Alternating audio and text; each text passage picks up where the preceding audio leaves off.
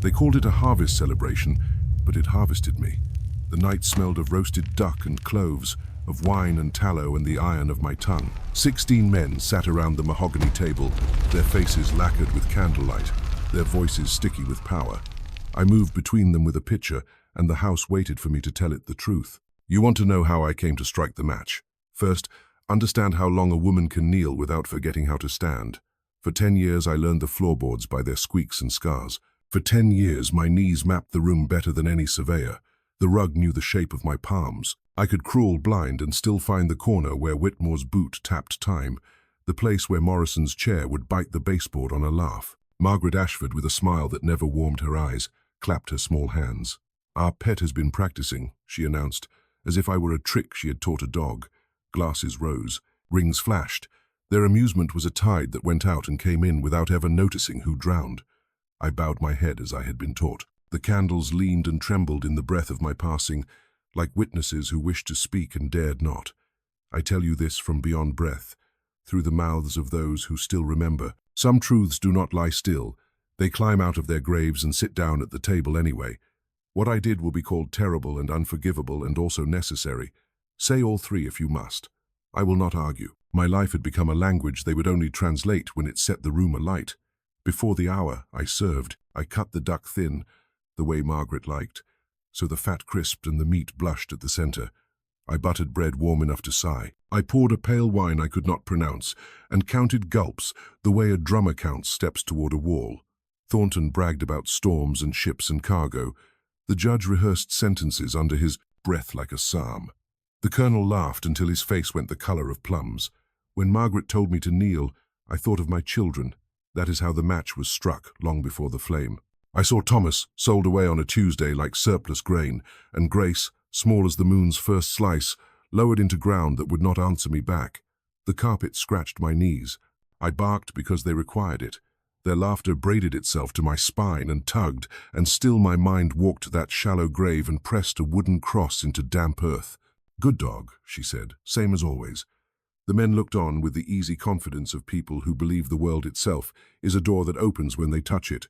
I circled the table and brushed the dining room door with my skirt. The hinge knew me. It had known my oil and my cloth and my patience. It closed to a finger's width and waited like a held breath. A plan is alive once you feed it time. Mine ate quietly for a year. It swallowed small lies, screws replaced, latches strengthened to look innocent, chains coiled where nobody of importance bothered to see. The house had bones. I learned how they fit. The windows smiled at daylight and tolerated visitors. At night, they would accept iron as calmly as jewelry. The doors had tongues. I taught them to say no. More wine, someone called. More bread. More crawling, and the whole table laughed. I lifted the decanter, and in its curved glass saw the room backward faces lengthened by flame, smiles wavering like heat above a road. I would have liked to serve each man that reflection and make him drink until he tasted himself. Instead, I counted 3 for Whitmore, 2 for Morrison, 4 for Thornton, and a wash across all the rest. Their voices softened at the edges, their hands grew slower. "Fetch another bottle," Margaret said, and I stood and bowed and left like a lesson learned. The door met the jamb and kissed it. The corridor outside was cooler, a long throat for a house about to shout. My keys lay in my pocket like a string of teeth. I chained the front door, and it hummed against my wrist. The back door sang its metal note. The pantry entrance, the small servant's gate, each accepted its necklace and went still. Outside, the October air had that clean knife it gets before frost. Stars pricked the sky as if someone had forgotten their pins. I moved to the windows I had mended months before. The iron threads slid through hidden guides. The padlocks found the mouths I had prepared. From inside came the soft roar of men who believed themselves alone in the world. Their jokes beat their hands on the table and rolled to the floor like apples. I fetched the oil and the kindling I had stored in patient pockets where the foundation stepped down and the shadows pooled. Nothing about me rushed. Fury runs hot. Justice moves at kitchen speed. I traced the stone with a thin line of lamp oil. I made small nests of sticks where wind curled and would carry the first flame. I thought of ovens and how fire obeys when you feed it exactly enough. When the torch touched the first nest, the pine answered in a whisper and then a choir. Flame ran along the oil as if it had been told a secret and could not hold it. Orange licked brick. Heat introduced itself to the cold October air, and the house breathed a long breath. In, out, smoke, dragging its black hem along the eaves. Fire, someone shouted, too late to be useful. Chairs scraped, feet tangled. A fist struck the chain door, and the iron replied in its patient voice. They called my name. Imagine it, those same mouths shaping dog, now shaping Cecilia, as if syllables were keys. The windows brightened, splintered, and showed their iron smiles. The room that had learned my knees learned what my hands could do. I stood in the garden and let the heat paint my face. Sparks rose like a flock that had been waiting in the rafters for years. For a heartbeat, I wanted to open everything and end it and say I had lied. Then the singing I carry the quiet chorus of the dead, and the souled and the silenced put its hand on my shoulder. Hold, they said. Hold and be held. So I held. Shadows careened inside like animals in a pen. A candlestick struck the window and collapsed, a soft surrender. Smoke laid a dark scarf across the lawn. I did not smile. The thing in me that smiles had nothing to do with this night. This was not joy. It was completion. The last stitch drawn through a wound you never asked to wear. They had been the weather of my life's sun when they pleased, storm when it suited them. Tonight I became weather. I learned what thunder tastes like a moment before it speaks. I learned the price of lightning. Ash was already imagining itself, patient as tomorrow's dust. When the roof sighed and settled, it sounded like a tired animal giving up a last breath. I whispered to my children. I told them the bowls were mine again, the table empty, the laughter cooled to coal. Let this be enough, I said. Let the scales feel what I have felt. The flames nodded, busy with their arithmetic. By dawn the house would be bones. Before dawn I would be gone into trees where the stars argue with branches and water runs thin over stone. But this hour belonged to fire, and to the truth it speaks. Make a woman crawl long enough, and she will remember how to stand. When she stands, she will not stand alone.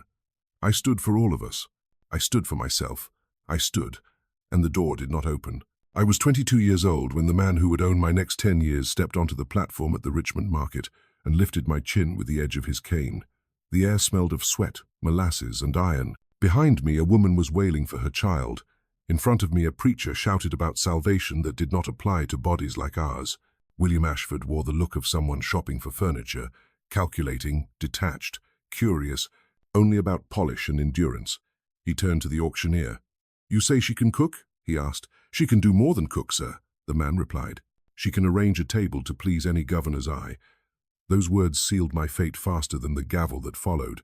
I had learned to cook in my mother's cabin on a Carolina plantation, long before chains taught me silence. She had been taught by her own mother, who crossed the ocean in the belly of a ship and carried flavors in her memory instead of on her tongue. From them I learned that food could be more than nourishment.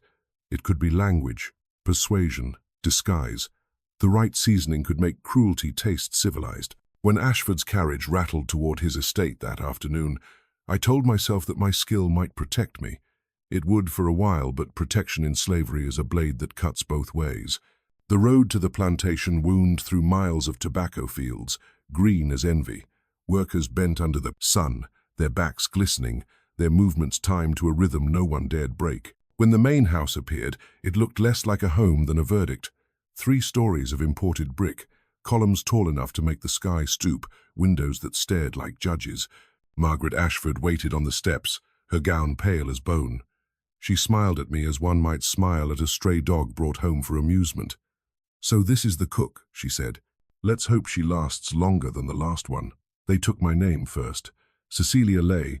The bill of sale read, but on the plantation I was simply C. They said it was easier to remember, easier to forget too.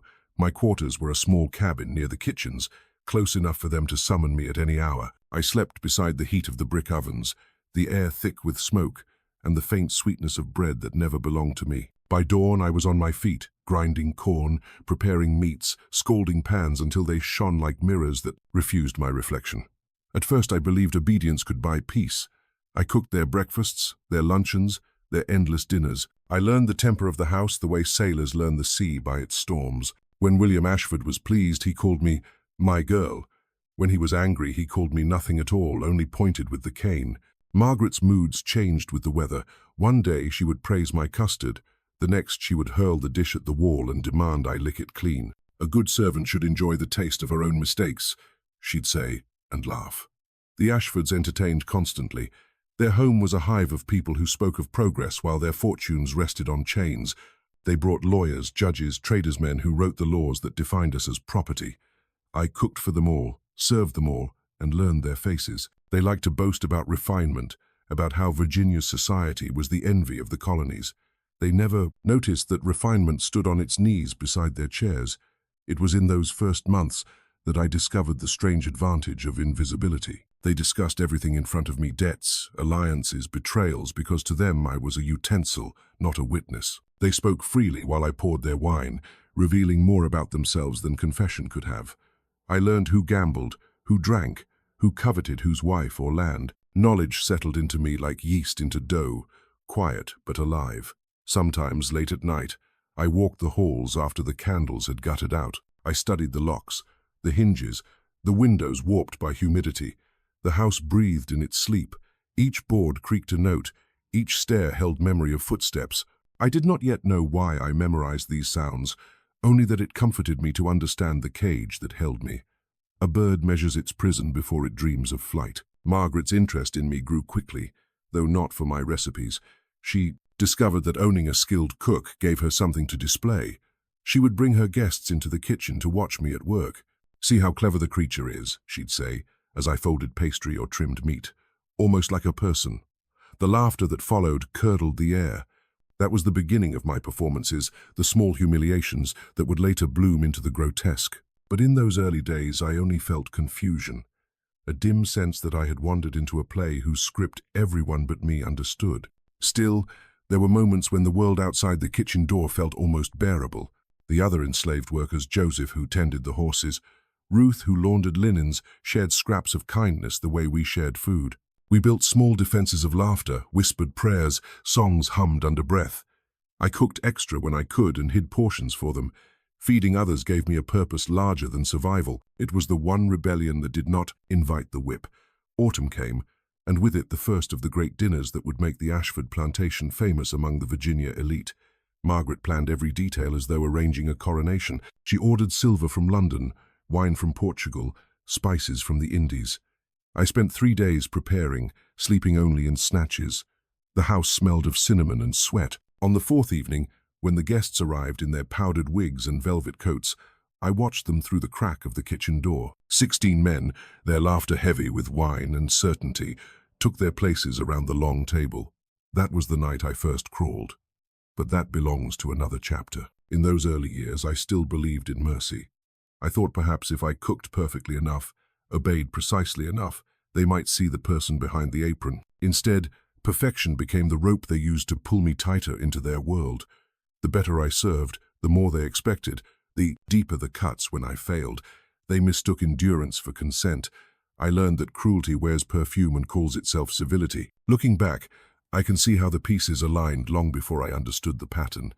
The kitchen keys hanging at my waist, the storeroom where oil was kept, the cellar with its barrels of brandy and wine, the blacksmith's shed where spare chains rusted under rain. Every detail that would later serve my revenge was already waiting, disguised as routine. Life teaches you the tools before it shows you their use. Sometimes I wonder what might have become of me if Thomas and Grace had been born on different soil, if the Ashfords had sold me north instead of south, if any small mercy had interrupted the chain of days. But mercy was a language none of them spoke, and silence was the only dialect I could answer in. Each sunrise began with the clang of the bell. Each sunset ended with smoke rising from the kitchen chimney. Between those two flames, I lived, cooked, endured.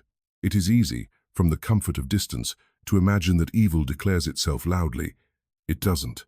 It whispers, "Good morning, sea," and asks for more sugar in the coffee. It thanks you for the meal and compliments your seasoning. It says, "You're one of the good ones," and you smile, because smiling keeps you alive. By the time a decade had passed, the name Cecilia Ley sounded foreign, even to me. Yet somewhere beneath the soot and salt, a spark remained. It waited through the seasons, listening, watching, gathering kindling the way I gathered breath. When the hour finally came, that spark would become the fire that consumed everything they thought untouchable. The first time Margaret Ashford made me crawl, I still believed it was a single humiliation, one of those cruelties that came and went like a storm. I told myself it would pass, that tomorrow she would forget. But some storms never pass. They settle over your life and teach you how to breathe. Water. It happened on an evening painted in candlelight and tobacco smoke. 16 men sat around the table, their laughter as thick as the brandy in their glasses. The feast was done. My work should have been too. I was clearing plates when Margaret's voice cut through the chatter like the ring of silver on glass. "Cecilia," she said, "come into the dining room. I want to show our friends something delightful." I wiped my hands on my apron and stepped through the doorway. The smell of roasted meat clung to my clothes. The floor shone with wax. I could see my own shadow bent at their feet. Margaret's smile was polite enough to draw blood. "Gentlemen," she announced, "meet my new pet." The men turned, curious, amused. One of them raised an eyebrow. "A pet, Mrs. Ashford?" "Indeed," she said. "She's a most obedient creature." Then she looked at me. "Down on your hands and knees, Cecilia. Crawl for them." I thought she was joking. The silence that followed told me she wasn't. My throat dried. Every face in that room waited. The men were not cruel in the way of open violence. Theirs was the cruelty of spectators who believe suffering is entertainment. "Madam," I whispered. "On your hands and knees," she repeated. Like a dog. The room tilted. I could hear the fire snapping in the hearth, the clink of a spoon dropped by accident, the rush of my own blood. If I refused, punishment would follow. If I obeyed, something inside me would die. I knelt. The polished floor was cold against my palms. The men laughed. Margaret clapped her hands like a girl at a fair. "Now bark," she said. "Let's hear our pet bark." I tried to speak, but no sound came. She tapped the cane against the floor. "Bark," she said again, and the laughter sharpened. So I did. A single broken sound slipped from my mouth, half sob, half growl. "Louder," someone called. "Make it real." Another tossed a crust of bread onto the rug. "Fetch." I crawled toward it. Each movement scraped my knees raw. I picked up the bread with my mouth. The taste of ash and humiliation filled me. They roared with laughter, slapped the table, applauded. "Marvelous," someone shouted. "Mrs. Ashford, you have outdone yourself." I swallowed the bread and something harder with it, the last illusion that obedience could protect me. That night became a story among them, a joke retold at dinners across the colony. The clever lady and her performing slave. It traveled faster than any rumor of crop failure or scandal. The next week, new guests came to see the show. "Is this the famous cook?" they'd ask. "The one who crawls?" Margaret would smile. "Oh yes, she's quite talented. Cecilia, greet our friends." And I would kneel again. Over the years, the ritual refined itself. Sometimes they made me crawl around the table 3 times. Sometimes they tied a ribbon around my neck and called it a collar. They bet me on how long I could stay on my knees. Once, when a guest complained that I seemed tired, Margaret said, "She loves it, don't you, dear?" I nodded because the alternative was the whip. They laughed and lifted their glasses. "To loyalty," someone toasted. I learned to separate body from mind.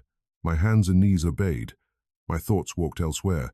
I would picture my mother's hands rolling dough, my son's smile, my daughter's small fingers tracing shapes in dust. I hid inside those memories the way a prisoner hides contraband, carefully, secretly, ready to bring them out when no one watched. The mind is its own country, and mine refused their borders. They mistook my stillness for emptiness. "She doesn't feel shame," I once overheard. "She's too simple for that." If only they knew how shame burns hotter than fire, how it brands you from within. Every insult carved another mark I meant to remember. Each face at that table became a name on a list I kept beneath my tongue. The 16 men were not strangers to each other. They were the spine of Virginia's power. Colonel Whitmore, who owned 5 plantations and a conscience as pale as his wig. Judge Morrison, whose courtroom sentenced the desperate to hang. Captain Thornton, who made his fortune selling bodies across oceans. Each of them found joy in my degradation, as if laughter could bleach their sins. One winter night, when frost traced the windows and the wind howled like something caged, I caught my reflection in the silver serving tray. My eyes looked back at me steady, unsmiling. I realized I no longer recognized the woman kneeling in the dining room, but I knew the one in the reflection, the watcher. She was learning. She was waiting. Humiliation teaches a strange patience. Each insult became a lesson in their habits. I noted who drank too much, who bragged about debts, who flirted with danger. I learned which locks squeaked, which keys hung where. I learned the rhythm of the household, the moments when even cruelty grew lazy. They thought they were training me to entertain them. In truth, they were teaching me how they could be destroyed. The other servants pitied me. Ruth, who washed linens, sometimes left a salve for my scraped knees. "You can't keep doing this," she whispered once. "One day, it'll break you." I smiled without teeth. Maybe breaking is how we begin again. She didn't understand and I couldn't explain. Words of revenge are dangerous when ears belong to masters. By the 5th year, the act no longer required prompting. The moment the plates were cleared, Margaret's eyes would find mine, and I would sink to the floor before she spoke. It pleased her, my anticipation, my apparent eagerness. "See how well trained she is," she told the guests. "A marvel of discipline." They saw obedience. I saw control. I could choose the pace of my crawl, the moments I lingered, the exact second I met their gaze. I could make them laugh when I wished, grow uneasy when I wished. They didn't notice, but power had begun to shift grain by grain, like sand sliding beneath a structure too heavy for its own foundation. One evening after the guests left, Margaret sat alone at the table, wine glass in hand. "You know," she said, "I almost envy you. You don't have to think. You just do what you're told. There's peace in that." I met her eyes for the first time. "Yes, ma'am," I said. "Peace." The word tasted like smoke. Years blurred into each other, dinners into performances. My body aged faster than my face. My knees carried scars thick as coins. But inside, something else was growing, a silence dense enough to shape into purpose. When my son was sold, when my daughter later died, that purpose hardened. By then I no longer needed to imagine freedom as distant. I carried freedom in the idea of balance. Every humiliation placed a stone on one side of the scale. Someday I would make it level. The last time I crawled before the night of fire, I felt no shame. The laughter rolled over me, meaningless as rain. My eyes swept the room and counted candles, curtains, bottles of oil on the sideboard. Every detail fixed itself in my memory with the precision of a recipe. When Margaret ordered me to bark, I barked once, sharply, the sound echoing against the ceiling like a warning. Some of the men laughed uncertainly. Perhaps they sensed the shift but didn't understand it. They never did. If cruelty repeats itself long enough, it forgets to listen. That is how revolutions are born, out of the silence cruelty mistakes for consent. I gave them my silence for 10 years. Then I gave them the fire. I used to believe that pain had a bottom, that if you fell far enough you would strike something solid and rest there. I was wrong. Pain is a well that keeps refilling itself, and every loss draws you deeper. When they took my children, the bottom disappeared. Thomas came first. He was 12 tall for his age, curious, too bright to stay unnoticed. He had my eyes, people said, though they only meant the shape. His belonged to him, full of questions he already knew I couldn't answer. Why can't I go to the schoolhouse? Why do they call me boy when I'm taller than them? Why can't we leave? Each question was a spark, and I spent years trying to smother sparks with silence. I told him learning letters could get him whipped. I told him dreaming could get him killed. He listened, nodded, and dreamed anyway. He worked in the garden beside me sometimes, sneaking bits of bread from the kitchen when Margaret wasn't looking. He'd mimic the way the masters spoke, puffing his chest, saying, "Indeed, Mrs. Ashford, your duck is divine." I'd laugh until the sound frightened me. Laughter had become something dangerous, too loud, and someone might think you'd forgotten your place. But Thomas could make me laugh without meaning to. Then came the Tuesday morning in March 1714. The air was damp. The chimneys smoked low. I stepped into the kitchen ready to start breakfast and saw his few belongings tied in a cloth by the door. A wooden horse he had carved, a bit of blue ribbon I'd found once discarded by Margaret. I knew before anyone spoke. "Where's my boy?" I asked Ruth, my voice shaking. She looked away. William Ashford entered, wiping his hands on a kerchief. "Sold him," he said simply. "South Carolina. Brought a fine price. $400. The words fell like coins into a bucket. He poured himself coffee, unbothered. I dropped to my knees, not as their entertainment this time, but because my legs forgot how to stand. "Please," I said, "he's just a child." Margaret entered, smiling like someone enjoying a tune. "You should be proud," she said.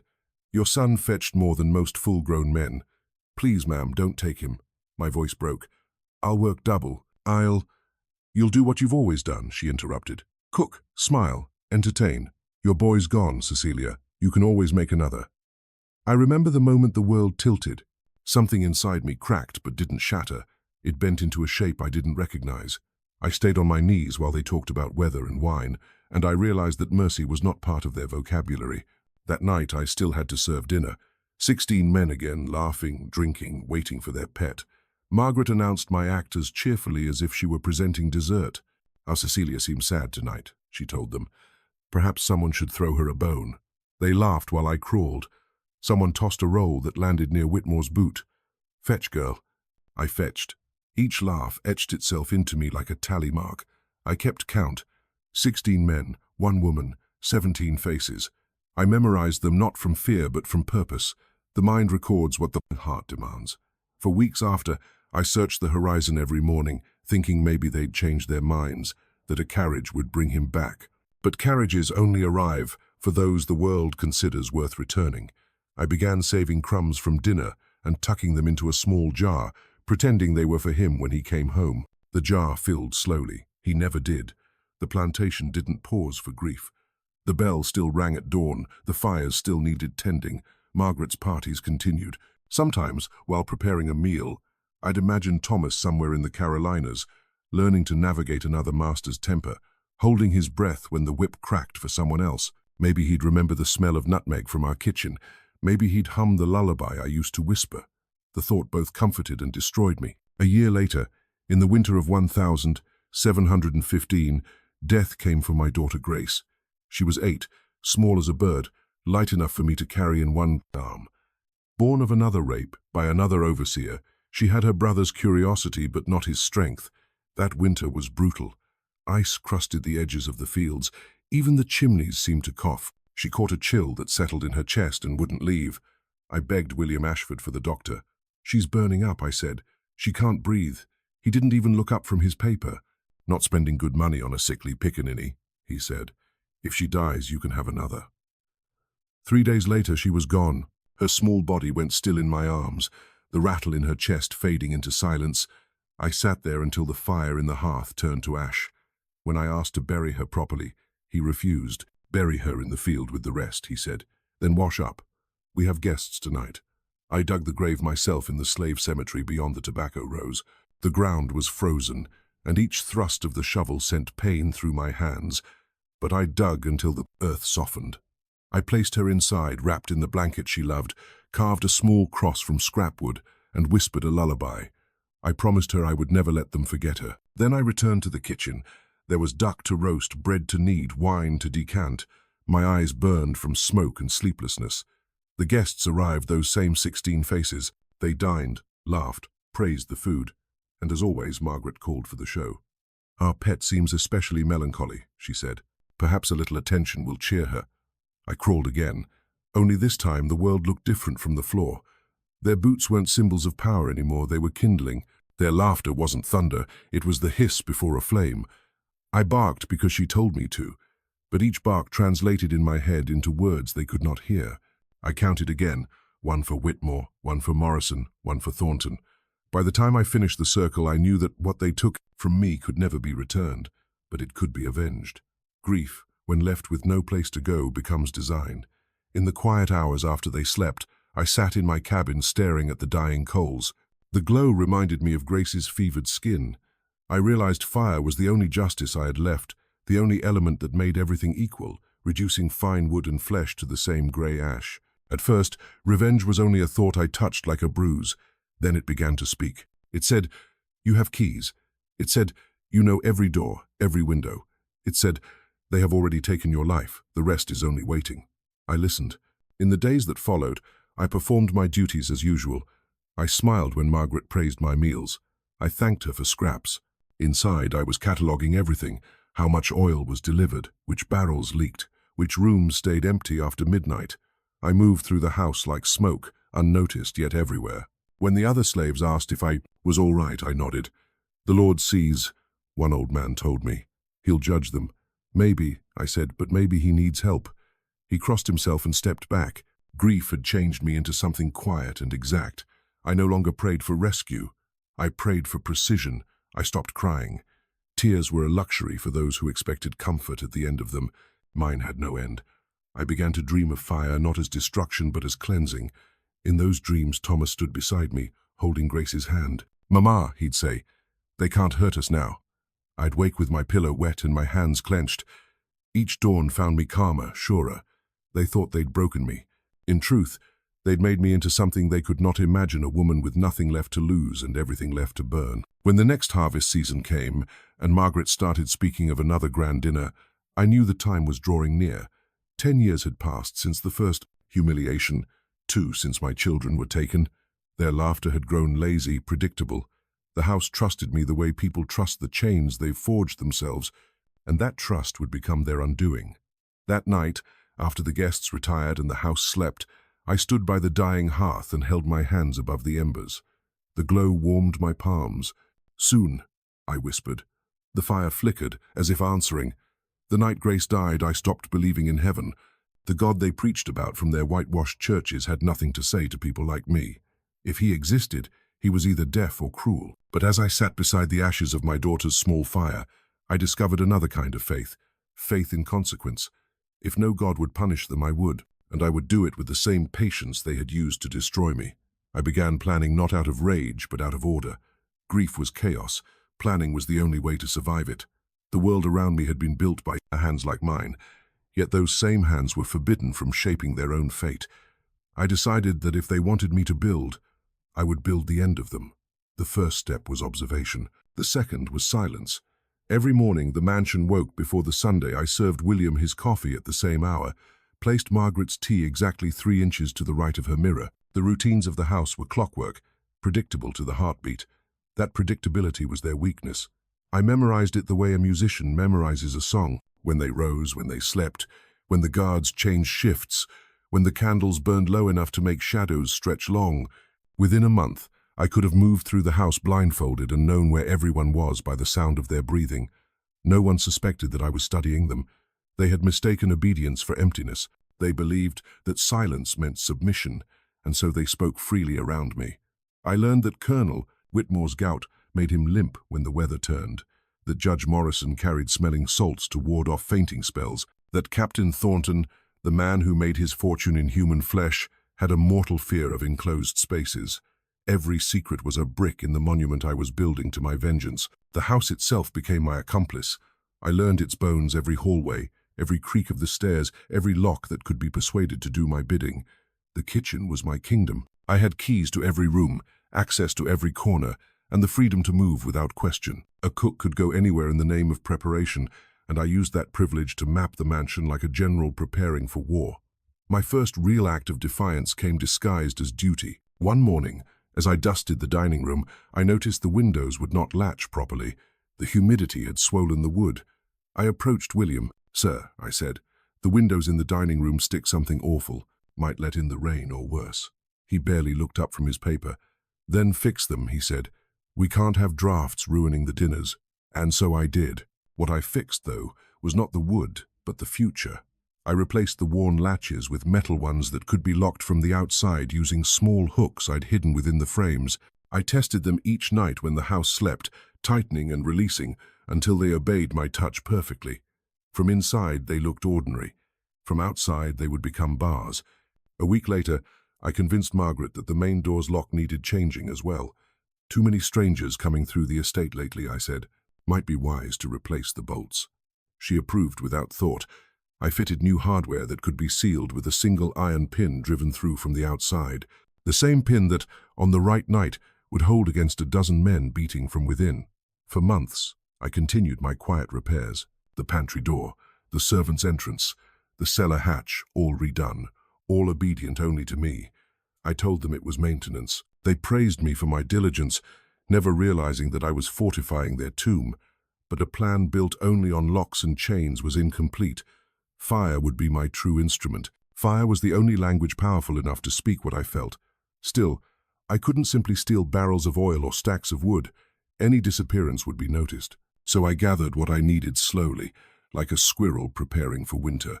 When a jar of cooking oil cracked, I saved what remained. When a candle melted, I kept the wax. I dried bits of timber near the oven, explaining to Margaret that I liked to keep kindling for quick fires. She nodded, impressed by my industry. If she had looked closer, she might have seen what kind of fire I was preparing for. The hardest part was patience. Each humiliation that followed the orders to crawl, the laughter, the scraps thrown at my feet pressed against the thin wall of my restraint. There were nights when I wanted to strike then and there, to plunge a knife into the soft flesh of the nearest throat and accept my own death as payment.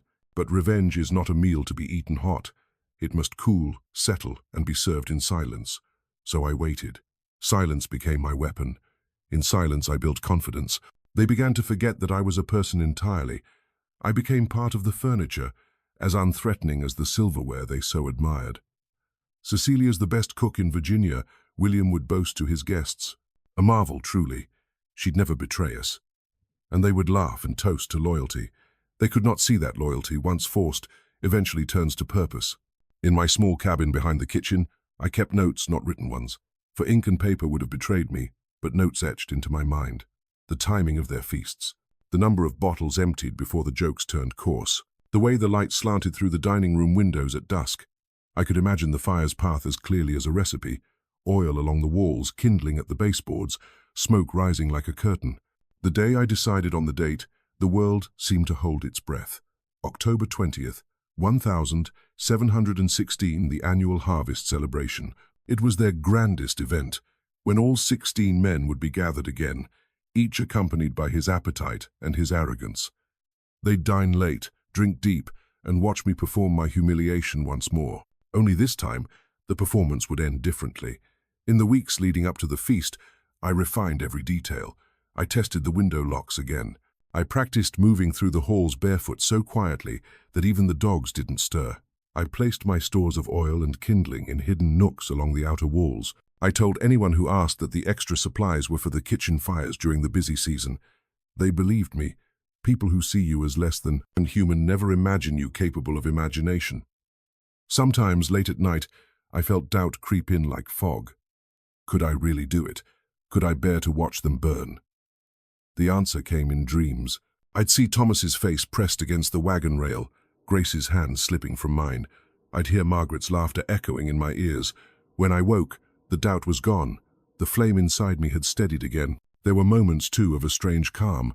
I found myself humming while I worked, soft old songs my mother had taught me. Ruth once asked, "Why are you so peaceful lately, C?" I smiled and said, "Because storms always quiet down right before they break." She laughed, not understanding, and crossed herself. The house trusted me completely now. They had no reason not to. I had given them years of obedience, years of perfect meals, years of entertainment. They thought I was their creation. In truth, they were mine. On the night before the feast, I stood in the empty dining room after everyone had gone to bed. Moonlight touched the table, the same one I'd crawled around for 10 years. I placed my palm flat on its polished surface and whispered, "Tomorrow, you will witness justice." The wood creaked softly as if agreeing. I left the room, locked the door behind me, and returned to my cabin.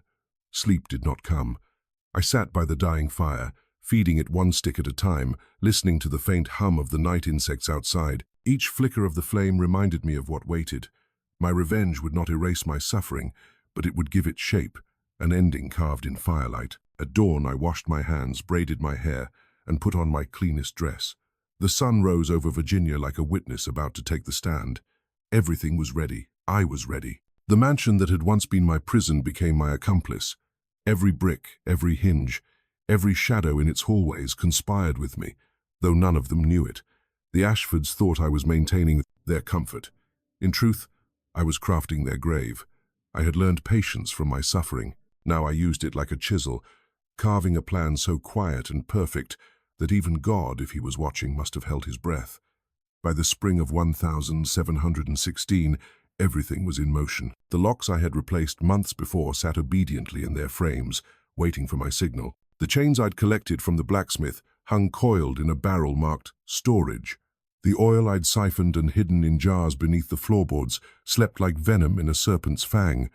The house itself was ready to burn. It only needed the right spark and the right night. To the world, I was still the perfect servant.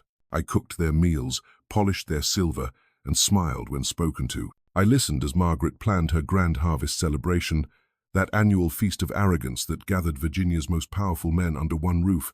"We'll have 16 guests this year," she told me one morning, her voice lilting with pride. "The finest gentlemen in the colony. Everything must be flawless." "Yes, ma'am," I said, lowering my head. "Flawless." She smiled, satisfied. "See that it is." If only she knew how carefully I intended to grant her wish. I began with the small things, the kind of tasks that never attract notice. The pantry needed organizing, so I spent long hours there, counting jars, stacking them neatly, hiding thin trails of oil beneath the shelves. In the cellar, I pretended to inspect the wine barrels, using the opportunity to fill small bottles with lamp oil, which I then sealed with wax and wrapped in cloth. Each one was a tiny promise waiting to be kept. When I worked near the dining room, I whispered to it as if it were alive. "You know them as well as I do," I told the walls. "You've heard their laughter. You've seen their cruelty. You'll remember it, won't you?" The house said nothing, but the silence felt like consent. During the long summer evenings, I tested everything. I learned how quickly a lamp would ignite an oil trail, how smoke moved through corridors when doors were closed. I practiced locking the dining room windows from outside and slipping away unnoticed. Every test was dangerous, every experiment a prayer. If anyone had caught me, I'd have been whipped, tortured, or hanged. But luck, or perhaps fate, walked beside me. I had suffered so much that even death seemed reluctant to take me before my work was done. Margaret, oblivious, grew busier with her party plans. She ordered new linens from London, rare spices from the Indies, candles in such number that the entire dining room would blaze with light. "This year must outshine all others," she said. Governor Spotswood himself might attend. I nodded and curtsied, hiding my trembling hands in my apron. I wondered if she would still care for light once she saw what true brightness looked like when it devoured her walls. Every evening, after the household fell asleep, I added something to the trap. A trail of oil here, a cluster of dry wood there, beneath the windows, behind the wainscoting, under the sideboard where Margaret displayed her imported porcelain, each hiding place filled with quiet potential. The air in the mansion grew heavy with anticipation, though no one but me could sense it. I sometimes thought the house itself knew what was coming, as if it were weary of hosting cruelty. The other servants noticed my strange calm. Ruth, who had always been kind, pulled me aside one day. "You seem different," she whispered. "You don't flinch anymore when they call you." "I'm done being afraid," I said simply. She frowned. "Done how?" I smiled without answering. Some truths are too dangerous to speak before their time. By midsummer, word spread that the harvest had been especially rich. The celebration would be grander than ever, more wine, more music, more guests. That meant more eyes, more distractions, and more certainty that no one would notice what the cook was doing behind the scenes. My invisibility, which had once been my curse, was now my armor. They trusted me with everything: their food, their comfort, even their safety. It was almost tender the way they leaned on me. They would lean too far soon enough. I began to time the wine.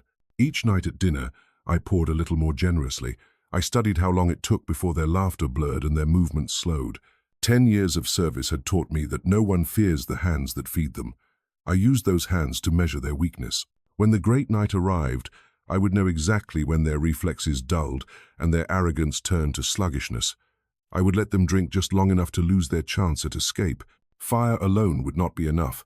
I wanted to ensure they were trapped, locked in the same room where they had locked me in humiliation again and again. So I rehearsed every movement of that final performance. I'd crawl as they expected. I'd bark as they required. Then I'd excuse myself, as I had done hundreds of times before, pretending to fetch more wine. Only this time, when I left, the door would close, and the bolts would slide into place. The image of it filled me with a calm so deep it frightened me. Revenge no longer burned hot. It pulsed cold and steady, like the heart of the earth. I thought often of Grace and Thomas not as children anymore, but as witnesses. I wanted them to see that their mother had not died kneeling.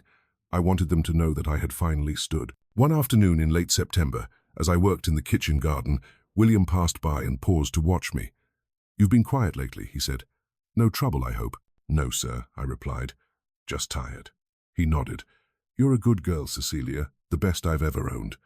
The word "owned" slid into my chest like a blade, but I smiled. "Thank you, sir." He walked away, satisfied, never realizing how wrong he was about what he owned. By the time the first autumn leaves turned red, the mansion was ready. The locks, the chains, the oil all in place. Only one piece remained. Me. I had to become the final key, the one that would turn in every lock at once. That thought gave me strange strength. Each morning I woke with the certainty that my life had distilled into this single purpose. Every humiliation, every lash of pain had been practice for endurance. Now I would endure no more. Sometimes I questioned what would come after. If I survived, where would I go? Freedom was a word I had never truly seen. Would the world beyond the plantation even want someone like me?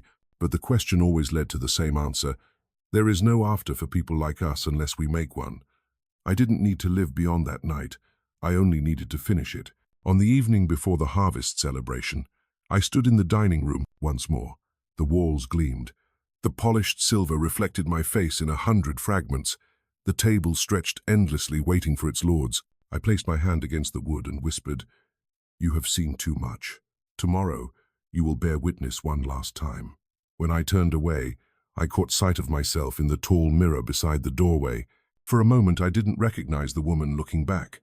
Her eyes were calm, her back straight, her mouth neither smiling nor trembling. She looked like someone who had already stepped beyond fear. I realized that she was me, the woman they had made without meaning to. By midnight, every piece of the trap was set. I blew out the candle, and the dark folded around me like a cloak. Tomorrow, I would serve them dinner. Tomorrow they would choke on the smoke of their own sins. The morning of October 20th, 1716, began with a sky so clear it looked like glass. The air was crisp enough to sting my lungs when I stepped outside the kitchen to fetch water. The world seemed clean, scrubbed of its sins, but I knew better. Beneath the calm, the day pulsed with the quiet promise of reckoning. I had been waiting for this sunrise for a year, though in truth, the first ember of this fire had been kindled the night they took my son. By dawn, I was already working. I mixed dough for bread, salted meats, peeled apples for tarts, and stirred pots until my arms ached. Every motion was careful, exact. The menu Margaret had demanded was extravagant roasted duck with cherry glaze, venison with rosemary, candied figs, spiced wine, pudding so rich they glistened like gold. I prepared it all with the precision of a priest arranging offerings for sacrifice. Only this time, the gods would not be merciful. Margaret hovered in the doorway, fussing about place settings. "The governor might attend, Cecilia," she said. "You must not embarrass us. Every dish must be perfect." "Yes, ma'am," I answered, my tone steady, my hands steady. Inside me, the calm was so deep it frightened me. It was the stillness before thunder. By noon, the mansion was alive with movement. Servants swept, polished, carried, obeyed. I moved among them unseen, my steps rehearsed, my breathing measured. The smell of roasted meat mingled with the scent of beeswax and perfume. I looked at the polished floors and thought of how they would soon run black with smoke. The guests began to arrive at 6, carriages rolling up the drive in a procession of luxury and hypocrisy. Colonel Whitmore came first, his red coat straining against his girth, his powdered wig immaculate. Judge Morrison followed, thin and severe as ever, his eyes sharp behind wire spectacles. Captain Thornton swaggered in last, his voice booming through the foyer. "Another year of prosperity," he shouted. "And to think we owe it all to the good Lord and a few good slaves." The laughter that followed sounded like the crackle of dry wood. They greeted Margaret and William with handshakes and flattery. I watched from the doorway as they complimented her on the decor, the food, the entertainment they expected. None of them looked at me twice. To them, I was just part of the furniture, the servant who moved silently through the background, bringing warmth and wine. That invisibility was my greatest disguise. Dinner began at 7. The long mahogany table gleamed under the chandelier. Candles flickered in crystal holders. Laughter rose and fell in waves. I moved around the table, pouring wine, serving platters heavy with meat, refilling glasses as though my life depended on their pleasure. In a way, it did. For 10 years, I had lived at their mercy. Tonight, they lived at mine. Margaret was radiant in her satin gown, basking in the admiration of her guests. "No one throws a feast like the Ashfords," someone said, raising a glass. "And no one cooks like her Cecilia," Margaret added proudly. "You see, gentlemen, even our slaves have the talents when properly trained." The men chuckled, lifting their glasses in mock salute to me. I bowed my head. Inside, the silence was cracking like ice underfoot. They drank and drank, more than usual, and I encouraged it. "Another pour, sir?" I asked softly, smiling when they nodded. Their laughter grew louder, slurred, foolish. I waited for the exact moment when their arrogance dulled into carelessness. The air in the room thickened with smoke from candles, the scent of spilled wine, the sweat of bodies too comfortable. At 9 o'clock, Margaret clapped her hands for attention. "Gentlemen," she said, her voice bright as glass, "the meal was exquisite, was it not? And now, for the evening's entertainment." She turned to me, her eyes gleaming with the cruel delight I had come to know too well. "Cecilia, come here. Our friends have missed you." The words slid through the room like a blade. 16 pairs of eyes turned toward me. I felt every gaze like a hand, pressing me down. I stepped forward slowly, wiping my hands on my apron, pretending to hesitate. Margaret tapped the floor with her slipper. "You know what to do, my pet." For the last time, I knelt. The floor was polished so smooth I could see my reflection in it, the same woman who had once wept here, now staring back, unblinking. "Crawl," Margaret ordered. I began to move, my palms and knees finding the rhythm they had memorized over a decade of humiliation. The laughter swelled. "That's it, girl," someone called. "Show us how grateful you are." Another tossed a crust of bread. I picked it up with my mouth. My heart was steady as a drumbeat. They didn't notice that as I circled the table, I drifted closer to the door. I kept my head down, my movements fluid, obedient. Inside, I was counting each heartbeat a second closer to freedom. When I reached the door, Margaret's voice rose again. "Now bark for them," she demanded. I barked once, sharp and loud, and several men laughed so hard they spilled their wine. It was the last laugh any of them would ever have. "Fetch more wine, Cecilia," Margaret said finally. "Our guests are thirsty." "Yes, ma'am," I said, rising slowly. I bowed, turned, and slipped through the doorway. The heavy door closed behind me with a soft click. In the hallway, the air felt different, cool, thin, alive with anticipation. I moved quickly, my bare feet silent on the wooden floor. First, I went to the main entrance and slid the iron pin through the new bolt. The sound was small but final. Then I chained the back door, pulling the links tight, feeling the cold metal bite my palms. The house was breathing heavily now, unaware of what was happening to it. Next came the windows. I worked fast, looping the hidden hooks into place, locking them from the outside. The last one stuck for a moment, and I felt panic flare, but it gave way with a sharp snap. Inside the dining room, I could still hear them laughing. They thought I was fetching wine. In a way, I was. I went to the kitchen, where the jars of oil waited under the floorboards. One by one, I lifted them out, removing the wax seals. The smell rose thick and acrid. I carried them outside and poured them along the base of the walls, letting the liquid soak into the dry wood. Then I gathered the kindling, the bundles I'd hidden weeks before, and stacked them neatly around the foundation. My hands didn't tremble once. When everything was ready, I took the torch from the kitchen fire. Its flame fluttered, small and eager. I walked the perimeter of the house, touching it to the oil trails as I went. The fire caught like a living thing, racing along the walls, crawling upward, devouring greedily. Within moments, the mansion began to glow from below, its proud red bricks turning orange in the rising heat. Inside, someone shouted, "Smoke!" Then another voice panicked, "Fire!" Chairs scraped, glasses shattered. I heard the pounding of feet, the rattling of locked doors. "Cecilia!" Margaret screamed. "Open this door, Cecilia, please!" Their voices filled the night, frantic and wild, blending with the roar of the flames. I stood in the garden, the torch still in my hand, and watched the house that had owned me burn. The fire climbed higher, swallowing the windows, licking the roof. Screams turned to coughing, coughing to silence. The sky turned the color of vengeance. I felt no joy, only release, a long exhale after years of holding my breath. I whispered to the night, "Thomas, Grace, this is for you." The flames answered with a sound like applause. When the roof finally collapsed, sparks rained across the fields like 1,000 souls escaping at once. I turned away, the heat warming my back, and walked into the dark forest beyond the plantation. Behind me, the mansion groaned, then fell in on itself. The fire had spoken. It had said everything I never could. The night I walked away from the burning mansion, the air was thick with smoke and the scent of justice. Behind me, the Ashford estate glowed like a dying sun, a red wound against the black sky. The screams had faded, replaced by the crackle of collapsing timbers. For 10 years I had lived in that house as a possession. Now it was nothing but ash, and for the first time I felt the weight of freedom pressing against my chest like a heartbeat. I did not run at first. I walked, slowly, deliberately, the way one leaves a grave. My hands were blackened with soot, my dress torn, my lungs raw from smoke. Each breath was an act of defiance. I moved through the fields where I had once crawled to collect herbs for Margaret's tonics. The moonlight turned the tobacco leaves silver. Every step away from that house felt like a prayer answered. But dawn was coming, and with it, discovery. I knew the neighboring plantations would see the fire. The smoke rising above the treetops was a summons white men would come, not to mourn, but to avenge. I had only hours, perhaps minutes, to disappear. I left the road and entered the forest, my bare feet sinking into the cold earth. The trees closed around me like a cathedral. I had no map, no food, no plan beyond escape, but for the first time my fate was mine.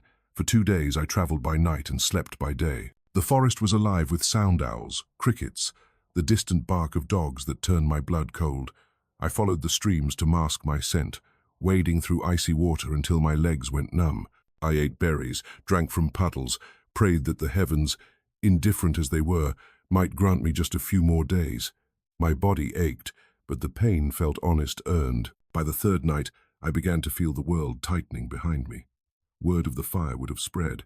16 masters dead.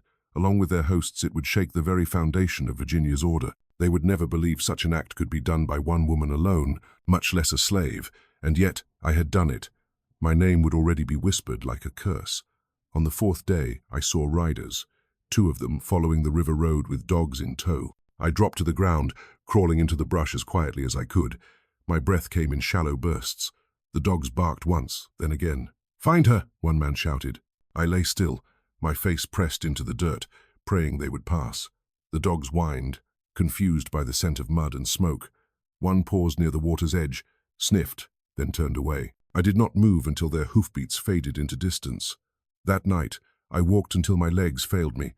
I collapsed under a fallen tree, shaking with exhaustion. Sleep came in fragments, images of the fire, the faces of my victims twisting in the flames. But among them I saw my children too. Thomas standing tall, proud, Grace smiling with her small gap-toothed grin. They were not accusing me. They were waiting. "Not yet," I whispered to them, as in the dark. "Not until it's finished." The manhunts began in earnest within days. I could hear them sometimes, horns echoing through the valleys, dogs baying in the distance, men shouting my name. They called me the Devil's Cook, the Witch of Ashford Hall, the monster born of fire. They offered £1,000 for my capture, dead or alive. For a slave woman, that was a fortune greater than I could imagine.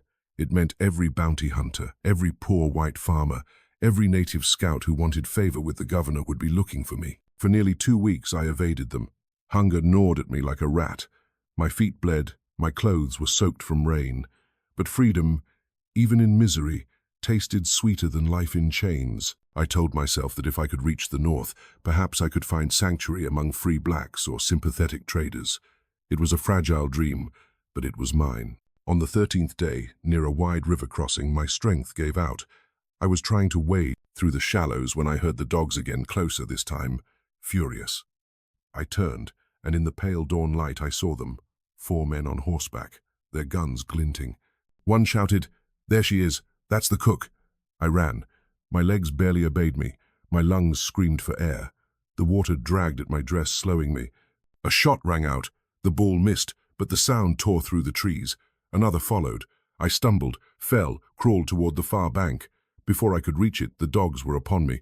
They knocked me down, teeth snapping near my arms. A man dismounted and struck me across the back of the head with the butt of his rifle. The world went black. When I woke, I was chained hand and foot in the back of a wagon. My captors were slave catchers, hardened men who smelled of sweat and tobacco. One of them, a young man with kind eyes, stared at me curiously. "You're Cecilia?" he asked. "Yes," I said, my voice hoarse. "I'm Cecilia." He hesitated. "You did it then? You burned them?" I met his gaze. "All of them." He swallowed hard. "Why?" "Because they treated me like an animal," I said.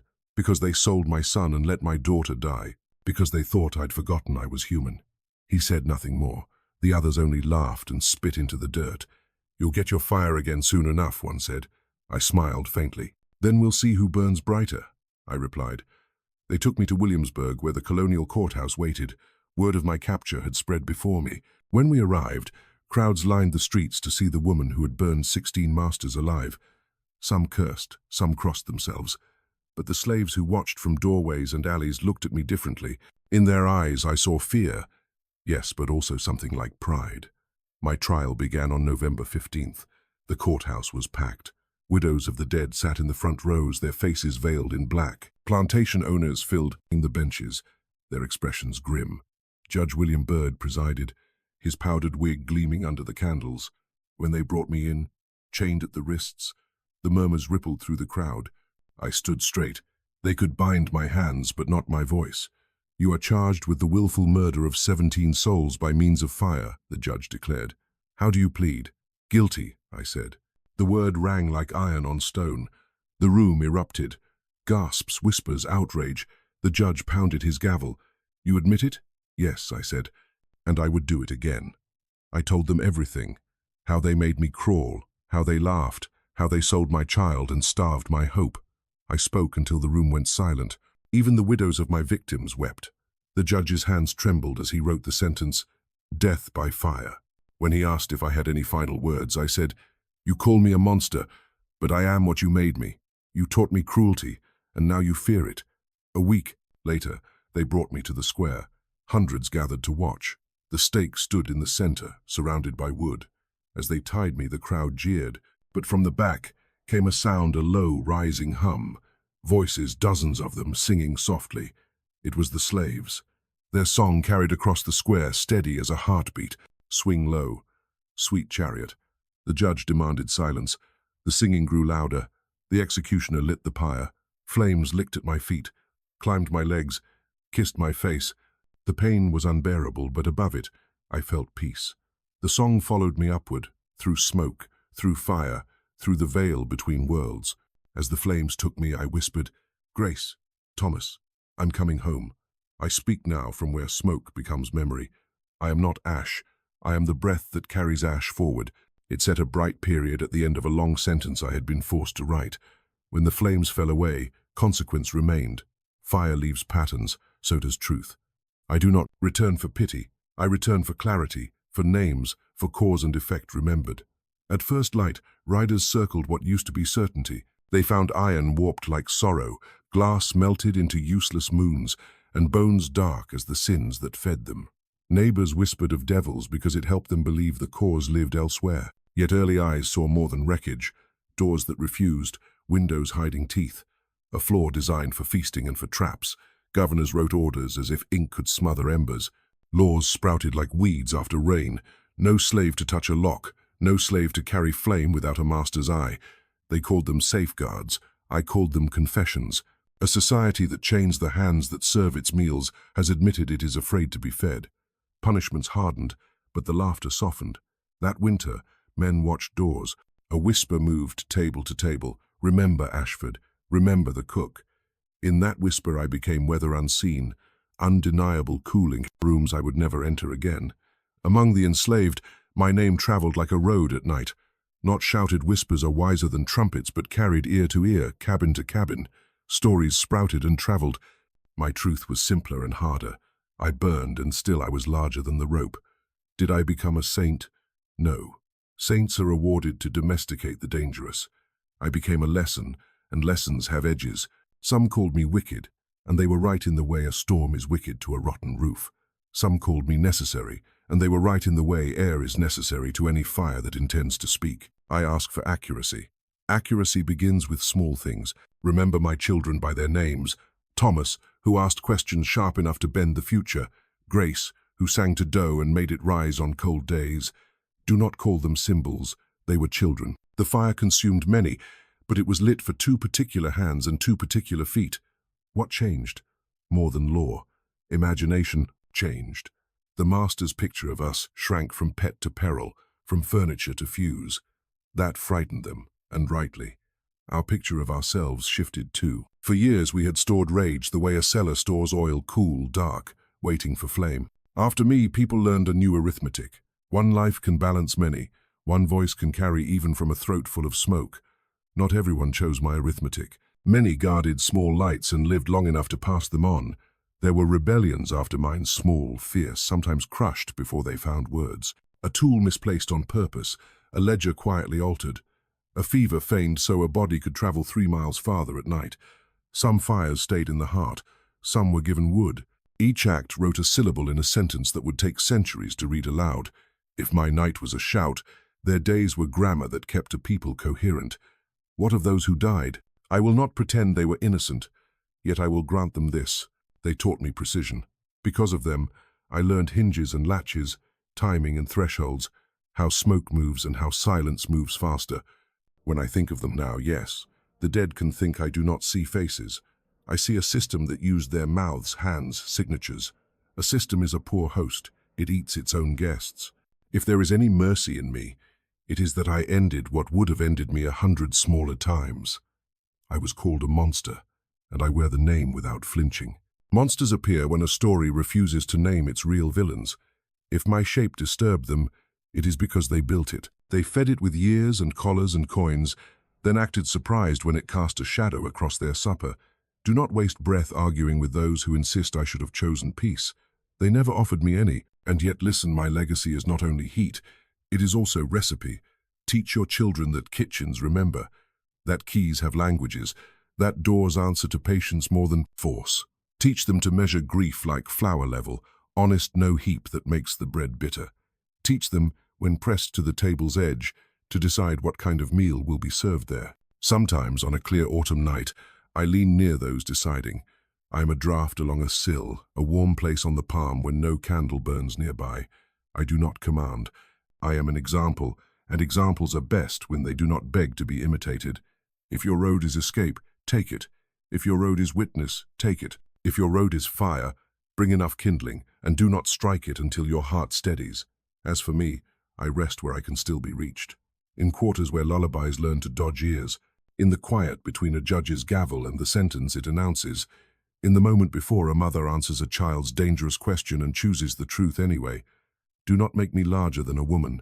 Make the world smaller than this cruelty. If you remember only one line, remember this. Treat people as animals, and you will meet the animal in yourself at the door you thought opened only outward. I was not freedom. I was a reminder that freedom does not ask permission to enter. I did not end slavery. I ended a night's hold. Others ended others. Together we unstitched a fabric woven from screams. Let the living choose carefully what they kindle and what they refuse to feed. Balance is not mercy. It is the math of memory itself. The ash of that mansion still travels. It settles on fields that grow new names. It rides rivers that carry runaways farther than maps admit. It lives in cooking smoke, where women hum over bread, and in the sudden silence when a key pauses in a lock. If you breathe deep in October, you might take in a breath of me. Hold it. Consider what you will endure, what you will become, and what you are finally willing to burn. Remember this.